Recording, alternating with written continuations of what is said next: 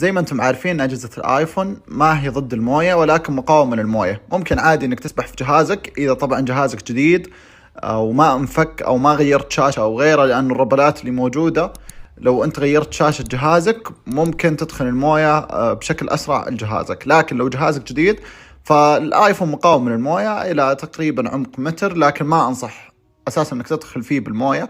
ولكن لو دخلت فيه بالموية عندك هذا التطبيق تقدر من خلاله انك تنظف السماعات سواء اللي فوق او اللي تحت سبيكر من خلال هذا البرنامج. زي ما انتم شايفين موجات صوتية راح تطرد الموية كلها اللي داخلة في الجهاز من السبيكر وبرضه حتى من السماعات اللي فوق.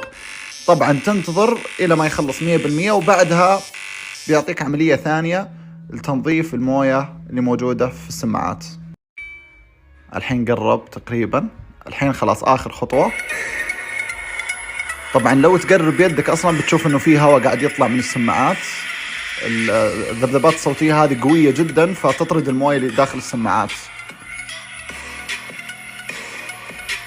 الآن قاعد يقول لك إنه تجربة للصوت، إنه الصوت الآن صار كويس وما في موية في جهازك. خلاص تضغط ستوب، خلاص أنت الحين نظفت مع جهازك. التطبيق هذا هو. طبعا إذا حملته وفتحته بيقول لك اشتراك، لا تشترك، اضغط كونتينيو وبعدين كنسل، لا تشترك، وبعدها بيفتح لك تطبيق بشكل مجاني. السلام عليكم، لا تنسوا الاعجاب بالفيديو والاشتراك في القناة تشجيعا لنا لنستمر بنشر المزيد إن شاء الله.